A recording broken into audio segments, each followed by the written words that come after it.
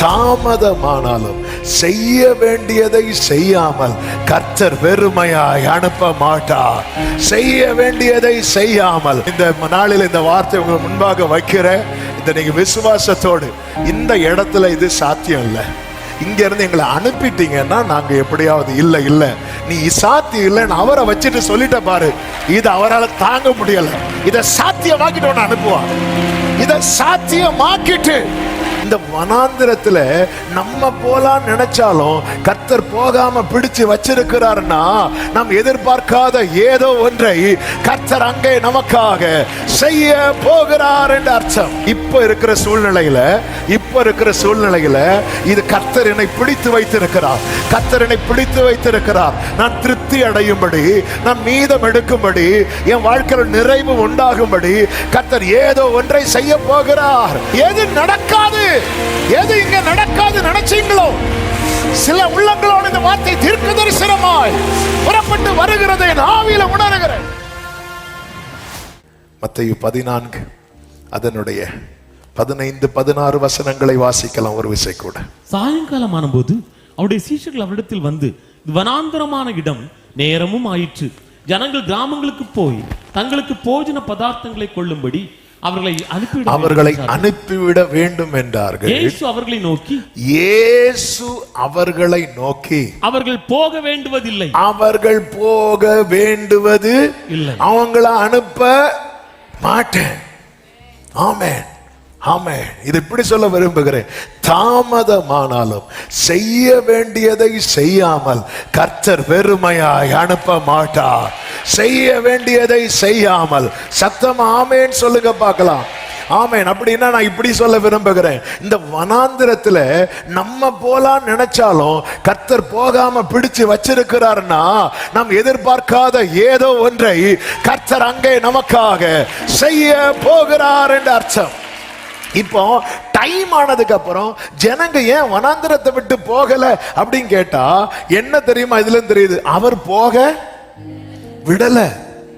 சீஷர்கள் எல்லாம் சப்போர்ட் பண்றாங்க, பாஸ்டர்ஸ் எல்லாம் சப்போர்ட் பண்றாங்க, ஆண்டவர் எப்படியாவது அனுப்பி விடுங்கப்பா. இல்ல எல்லாம் முடியாது. ஆமென். அந்த கானானிய ஸ்திரீ இயேசுவின் இடத்தில் வரும்போது 12 அப்போஸ்தலர்களும் வந்து நிக்கிறாங்க, செயின்ட் பீட்டர் உட்பட எல்லா சயின்ஸும் வந்து நிக்கிறாங்க. ஆமென். வந்து நின்று, ஆண்டவரே அவளை அனுப்பிவிடும், பேசாம வா, சத்தம் போடாத, உனக்கு ஏதாவது தெரியுமா? ஆமா, நீ பேசாம வா. அந்த மேட்ரை பேதுருட்ட சொல்லியிருந்தா எப்படியா இருக்கும்? பிள்ளைங்க அப்பத்தை எடுத்து இந்த மேட்ரை வேற யார் மூலமா சொல்லியிருந்தாலும் அந்த நமக்கு அடிச்சுட்டு போயிருக்கும். சில மேட்ரை வந்து அவர் தான் டீல் பண்ணியிருப்பார். பிள்ளைங்க அப்பத்தை எடுத்து நாய்க்குட்டினா சொன்ன அப்படி 2 கடி, அவ்வளோதான். வேற யார்கிட்ட சொல்லியிருந்தாலும் டீலிங் வேற. அவர் சில விஷயத்தை அவர் தான் ஹேண்டில் பண்ணுவார். இதை வந்து வேற யாருக்கும் ஹேண்டில் பண்ண தெரியாது. ஆண்டவரை இவளை அனுப்பிவிடும், அவளை அனுப்பிவிடுங்கன்னு சீஷர்கள் சொன்னது அவன் மேல இருக்கிற பாசத்துல இல்ல, அவளுடைய தொந்தரவு தாங்க முடியாம. ஆண்டவருக்கு என்ன பிடிச்சிருக்கு? இந்த தொந்தரவு பிடிச்சிருக்கு.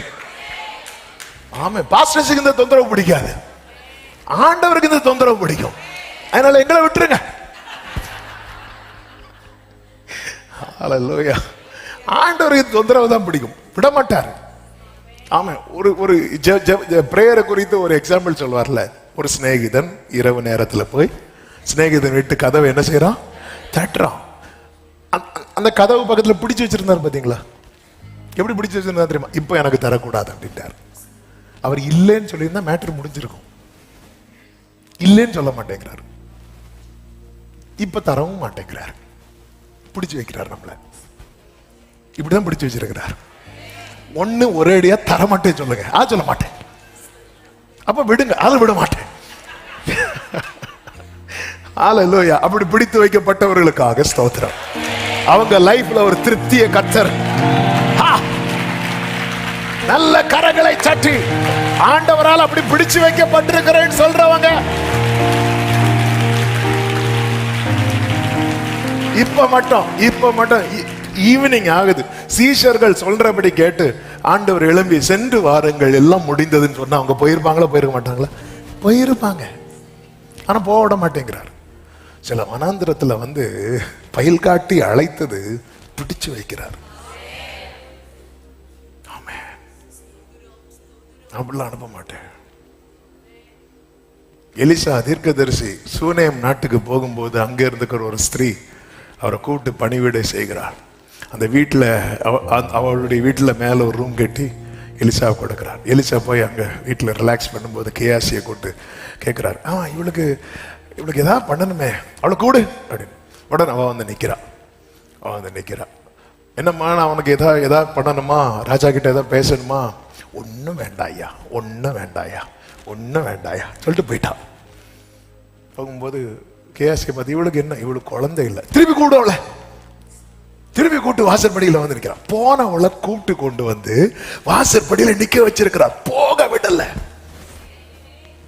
எங்களை விட்டா போதும் ஆண்டவரே, எங்களை இப்படியே விட்டா போதும் நம்ம சொல்றோம், விட மாட்டேங்கிறாரு. கூப்பிட்டு நம்மளை கொண்டு நிறுத்தி வச்சிருக்கிறார். ஏன்? அவருக்கு ஏதோ ஒண்ணு செய்யணும். ஹalleluya, ஹalleluya. சில இடத்துல அவர் தான் நாங்க பிடிச்சு வச்சிருக்கிறாரு.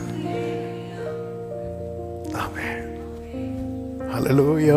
அன்பின் கயிற்றா என்னை இழுத்தி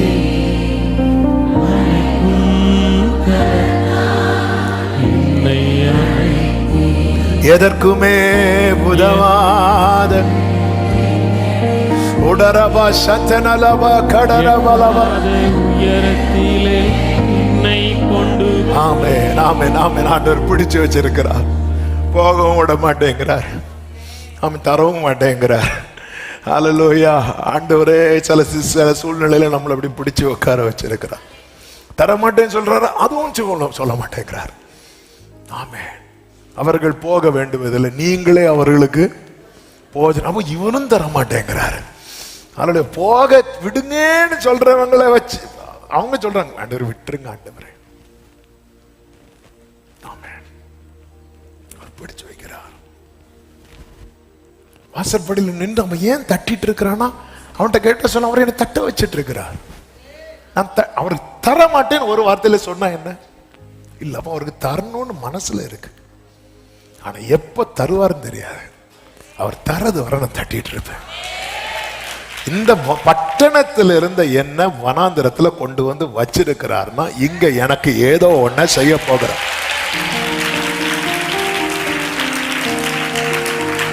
ஆமா, இன்னைக்கு நீங்க எந்த சிச்சுவேஷன்ல இருக்கிறீங்க, உங்க வலது கரத்தை உயர்த்துங்க.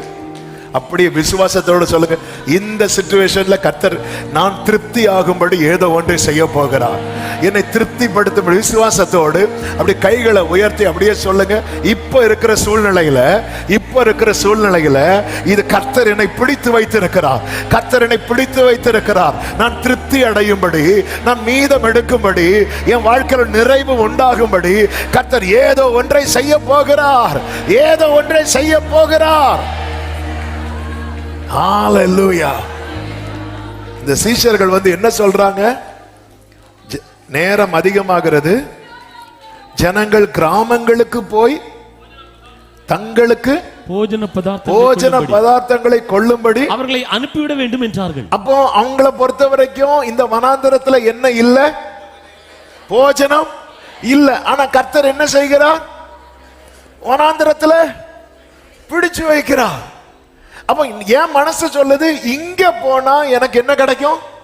போஜனம் கிடைக்கும். கர்த்தர் என்ன செய்கிறார்? அங்க போக மாட்டேங்கிறார். ஆமென். என் மனசு சொல்லுது, இங்க போனா இந்த வேலை கிடைச்சா நான் செட்டில் ஆயிருவேன், இந்த இடத்துல போனா எனக்கு வாழ்க்கை கிடைக்கும், இங்க போனா எனக்கு போஜனம் கிடைக்கும். நான் எங்கன்னு சொல்றேனோ அங்க எல்லாமே டோர் போட்டுட்டு இருக்கிறார். அப்ப என் வாழ்க்கையில நிறைய வாசல் அடைச்சது காரணமே என் வாயாண்டவரே. ஏன் உன் வாயால நீ கேட்ட, நீ பேசாம ஆண்டவரே ஏதாவது தாங்கன்னு கேட்டிருந்தா அவரை வச்சுட்டு, ஆண்டவரே எங்களை அனுப்பி விட்டீங்கன்னா நாங்க கிராமத்துல போய். ஆமே, அவங்க எங்க இருந்து வந்தாங்க? பட்டணத்துல இருந்து. இப்ப எங்க வந்திருக்கிறாங்க? வனாந்திரம். இப்ப எங்க போனா போதும்? எங்களுக்கு எங்க கிராமத்துக்கு போனாலே போதும் ஆண்டவர். எங்களுக்கு திரும்ப பட்டணம்லாம் வேண்டாம். ஹalleluya. ஆமென். கர்த்தரை காத்திருக்கிறவர்கள் புது பலன் அடைந்து பறப்பார்கள். ஆண்டவர் அப்படிதான் வந்த ஆண்டவர். இப்ப எனக்கு எழும்பி நடந்தாலே போதும் ஆண்டவர், நான் பறக்கெல்லாம் கேட்க மாட்டேன். ஆமா, ஓடுவார்கள், வேண்டாம், நான் எழும்பி நின்னாலே போதும். பட்டணத்திலிருந்து வந்தவங்கள சீஷர்கள் கிராமத்துக்கு அனுப்புறாங்க. ஆண்டு அவ்வளவு அனுப்ப முடியாதுன்றார். அப்ப ஆண்டவரே, வாழ்க்கை ஃபுல்லா இந்த வனாந்திரத்திலிருந்து அனுப்ப மாட்டீங்களா? 22வது வசனம். இயேசு ஜனங்களை அனுப்பி விடுகையில் ஃபர்ஸ்ட் என்ன சொன்னார்? அனுப்ப மாட்டேனார். 16வது வசனம். அவர்களை நோக்கி அவர்கள் போக வேண்டும். அவங்க இப்போ போக கூடாது அப்படி சொன்னார்ல. இப்போ 22வது வசனத்துல என்ன படிச்சோம்? இயேசு ஜனங்களை அனுப்பி விடுகையில். அப்ப இது கடையில் என்ன நடக்குது? சாப்பாடு நடக்குது. என்ன ஒரு வெளிப்பாடு!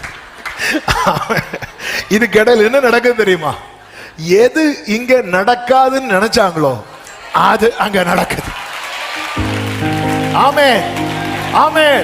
உங்க வாழ்க்கையில இந்த சூழ்நிலையில இது நடக்க சாத்தியமே இல்லை என்று எதை நினைக்கிறீங்களோ, விசுவாசிக்கிறவங்க மட்டும் எது நடக்காது நினைச்சீங்களோ, எது நடக்காது நினைச்சீங்களோ 2026வது ஆண்டுல அதை கர்த்தர் நடப்பித்து இந்த வனாந்திரத்தை தாண்ட வைக்க போகிறார். இந்த வனாந்திரத்தை தாண்ட வைக்க போகிறார். நல்ல கரங்களை தட்டி கொஞ்சம் பிரைஸ் பண்ணுங்க. இது பலத்தினாலும் அல்ல, பராக்கிரமத்தினாலும் அல்ல, தேவனுடைய ஆவியினாலே. எது நடக்காது, எது இங்க நடக்காது நினைச்சீங்களோ, சில உள்ளங்களோடு இந்த வார்த்தை தீர்க்க தரிசனமாய் புறப்பட்டு வருகிறது. என் ஆவியில உணர்கிறேன். ஜீசஸ், நீங்க எது நடக்காது நினைச்சீங்களோ, ஹalleluya, வறண்ட நிலத்தை நீரூற்றாய் மாற்றுபவர் நீரே ஐயா. ஜீசஸ், அவாந்திர வெளியை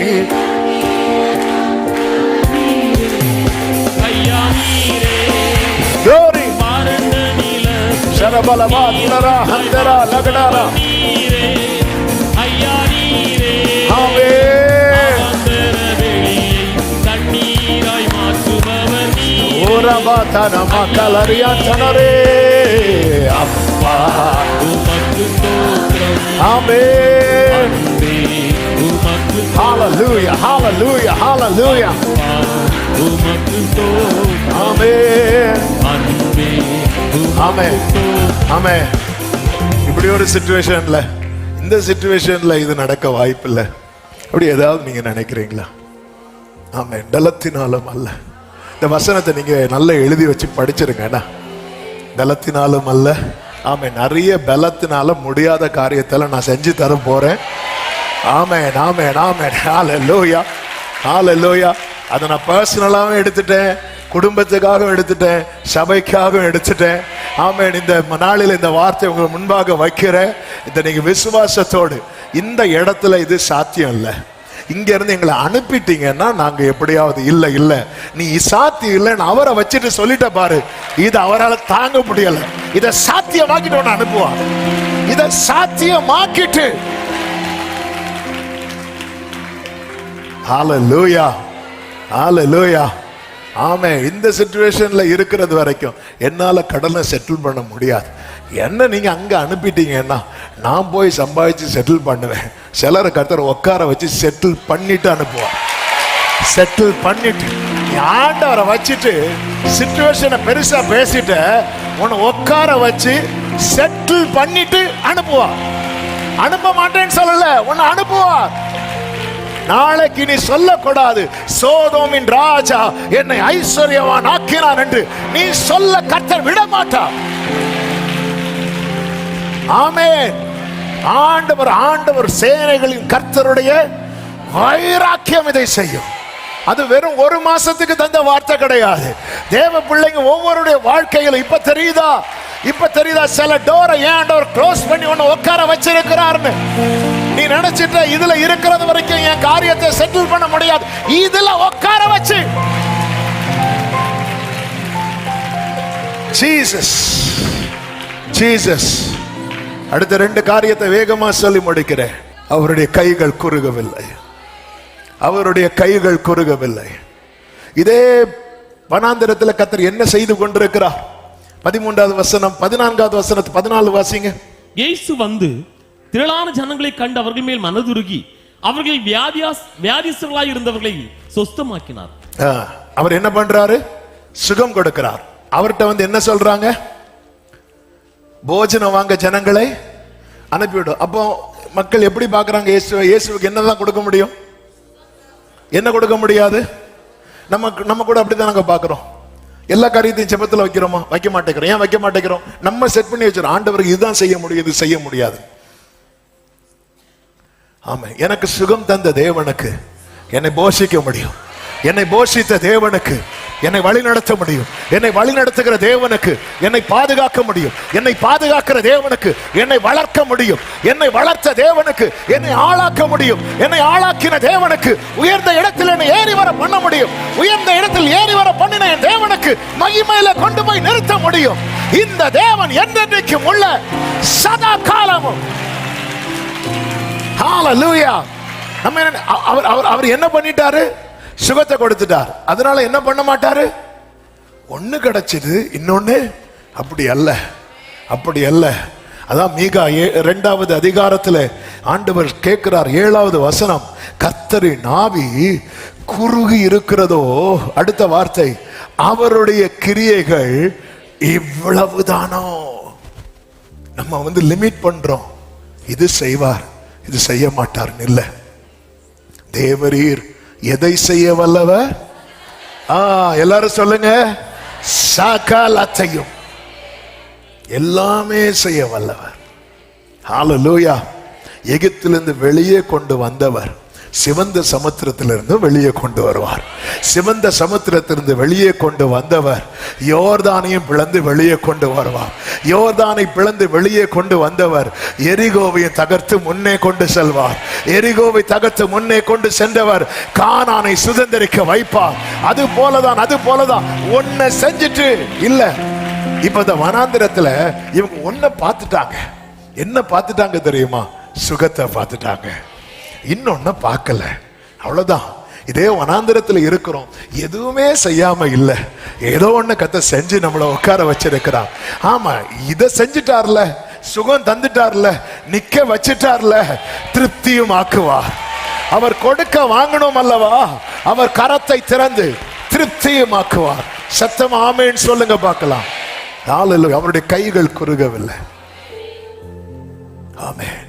ஏன் சுகம் பெற வரும்போது, ஆண்டவரே இவங்கெல்லாம் வியாதிஸ்தர்களா இருக்கிறாங்க, ஏதாவது ஹாஸ்பிட்டலுக்கு அனுப்புங்கன்னு சொல்லல. பேதுருவே, அந்த விஷயத்துல நீங்க எல்லாம் நம்புறீங்க, ஆனா போஜன விஷயத்துல ஏன் நம்ப மாட்டேங்கிறீங்க? ஆமென். பல நேரத்துல ஒரு காரியத்துல நம்புறோம் ஆண்டவரை, இன்னொரு காரியத்துல ஏன் நம்ப மாட்டேங்கிறோம்? நமக்கு ஒத்தாசை பர்வதங்களில் இருந்தல்ல, நமக்கு ஒத்தாசை வானத்தே போவியும். சில விஷயத்துல நம்புறோம், இந்த விஷயத்த ஜெபத்துல வச்சா கிடைக்கும், ஆனா அப்படியே எல்லா விஷயத்தையும் நம்ப மாட்டேங்கிறோம். கர்த்தருடைய கிரியைகள் இவைகள் தானோ. அதனாலதான் ஆண்டவர் அதெல்லாம் போக முடியாது, அவங்கள அனுப்ப மாட்டேன் அப்படின்ட்டாரு. ஆண்டவர் போ, நீங்க அனுப்பவே மாட்டீங்களா? நான் அனுப்பும் போது அவங்க இந்த வனாந்திரத்திலிருந்து புலம்பிட்டு போக மாட்டாங்க, துதிச்சுட்டே போவாங்க. ஓசியா 2, வனாந்திரத்தில் நான் அவளை பாட வைப்பேன், அவ்விடத்திலிருந்து அவளுக்குரிய திராட்சை தோட்டத்தை நான் கொடுப்பேன். ஆமென். எத்தனை பேர் விசுவாசத்துல பார்க்க ஆரம்பிக்கிறீங்க? இன்னைக்கு நீங்க இருக்கிற சிச்சுவேஷன்ல இருந்து உங்களை வெளியே கொண்டு வரும்போது நீங்க புலம்பிட்டு வர மாட்டீங்க, நீங்க திருப்தி அடைந்து. ஆமென். 5வது, ஒப்புவித்து நோக்கீரு. இவங்க என்ன பண்றாங்க தெரியுமா? அந்த 5 அப்பத்தையும் 2 மீனையும் அவர் கையில கொடுக்கிறாங்க. 19வது வசனத்தை பாருங்கள். அப்பொழுது அவர் ஜனங்களை புல்லின் மேல் பந்தி இருக்க கட்டளையிட்டு அந்த 5 அப்பங்களையும் அந்த 2 மீன்களையும் எடுத்து வானத்தை அண்ணாந்து பார்த்து. இயேசு என்ன பண்ணுகிறார் தெரியுமா? வானத்தை அண்ணாந்து பார்க்கும்போது இந்த சீஷர்களும் அத்தனை ஜனங்களும் யாரை பார்த்துட்டு இருக்கிறாங்க தெரியுமா? இயேசுவின் கையை பார்த்துட்டு இருக்கிறாங்க. ஏன்னா அவங்க கொடுத்ததெல்லாம் எங்க இருக்கு? இயேசுவின் கைகள்ல இருக்கிறது. அந்த கைதான் நம்முடைய வாழ்க்கையில எல்லாவற்றையும் திருப்தியாக்க முடியும். வேலைக்காரருடைய கண்கள் தங்கள் எஜமான்களின் கரத்தை நோக்கி இருக்குமா போல். நீங்க சரண்டர் பண்ணுங்க, ஒப்புவீங்க. பவுல் சொல்லுகிறார், நான் அவரிடத்தில் ஒப்புவித்ததை அவர் அந்நாள் வரை உங்களை உங்களுக்குண்டான யாவற்றையும். பாருங்கள், ஆமென். ஆபிரகாம் ஈசாக்கை ஒப்புவித்தான் அல்லவா? தலைமுறையை ஒப்புவீங்கள். பிள்ளைகளுக்கான காரியத்தை குறித்து ரொம்ப அங்கலாய்க்கிறீங்களா? அவர் கையில ஒப்பு கொடுங்க. அவர் சித்தம் நம்ம நினைக்கிறத விட பெஸ்டா இருக்கும். ஹல்லேலூயா. ஒப்புவித்து ஆபிரகாம் பலிபீடத்துல பிள்ளைய வச்சுட்டு கண்களை ஏறெடுத்து பார்த்தான். அதன் பிறகு நடந்த சம்பவம் என்ன தெரியுமா? இந்த காரியங்கள் நடந்த பிறகு ஒருத்தன் ஒரு செய்தி சொல்லுகிறான். என்ன செய்தி சொல்லுகிறான்? ரெபேக்காள் பிறந்திருக்கிறாள். ரெபேக்காள் என்பது ஈசாக்குக்கான நன்மை. தலைமுறையை ஒப்புவித்து பாருங்கள், தலைமுறைக்கான நன்மை பிறப்பிக்கப்பட்ட செய்தி உங்க காதுகளிலே வந்து கேட்கும். ஒப்புவித்து நோக்கிடு. உங்க லைஃபை சரண்டர் பண்ணுங்க. உங்களுக்கு உண்டான எல்லாவற்றையும் அவர் கையில கொடுங்க. அவர் கையில கொடுத்து ஆமென் அப்படியே நோக்கி இருங்க. அந்த கரம் என்ன செய்கிறது? அப்பங்களையும் 2 மீன்களையும் எடுத்து, என்னதின் அர்த்தம்? அவர் கையில கொடுத்த ஒப்புவித்ததுல ஒண்ணு கூட மிஸ் ஆகாது. ஆமா, நீங்க 5 அப்பம் கொடுத்தீங்கன்னா 5ஐயும் எடுப்பார். 2 மீன்களை கொடுத்த 2ஐயும் எடுப்பார். உங்க தலைமுறையை மொத்தமா கொடுங்க, அவர் கையில இருக்கும். அவர் கையில இருக்கும். அவர் எடுத்து வானத்தை அண்ணாந்து பார்த்து ஆசீர்வதித்து அப்பங்களை பிட்டு சீஷர்களுக்கு கொடுத்தார். சீஷர்கள் ஜனங்களுக்கு கொடுத்தார்கள். எல்லாரும், அடுத்த வசனம், எல்லாரும் சொல்லுங்க இந்த வார்த்தையை, எல்லாரும் சாப்பிட்டு திருப்தி அடைந்தார்கள். மீதியான துணிக்கைகளை 12 கூடை நிறைய எடுத்தார்கள். அடைந்தார்கள், எடுத்தார்கள். இப்போ இயேசு என்ன செய்கிறார் தெரியுமா? அனுப்புறார். அப்படி அனுப்பி விடுறார். ஜீசஸ் எப்படி நிறைவா போயிருப்பாங்க தெரியுமா?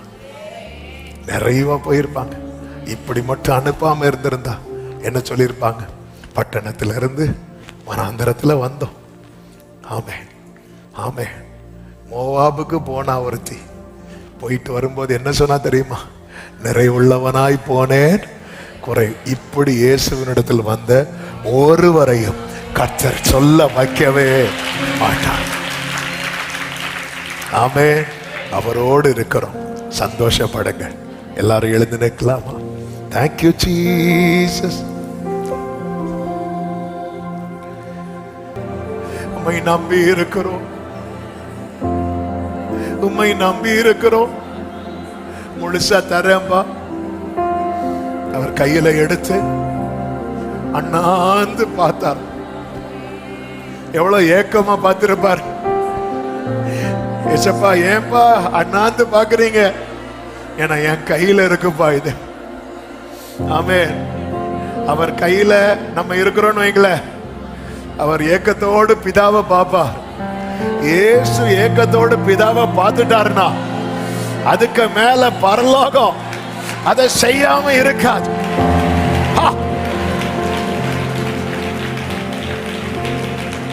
ஜீசஸ், ஜீசஸ், இயேசுவை நம்புவே, நாளெல்லாம் நான் பின்பற்றுவே, என்னை அவரிடம் வெட்கப்பட்டு போக மாட்டேன். இயேசுவை ஆமென்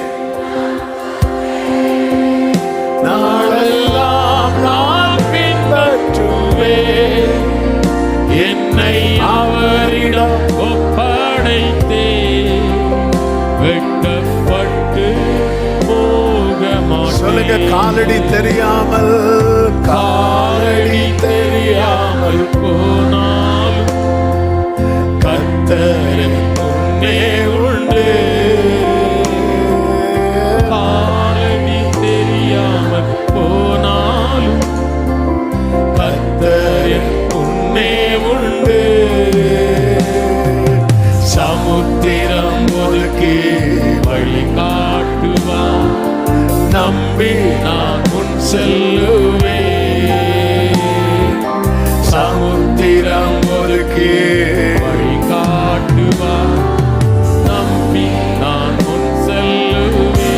வனாந்திரமே வாழ்க்கையானாலும், வனாந்திரமே வாழ்க்கை ஆனாலும் கர்த்தரின் பக்கம் உண்டு.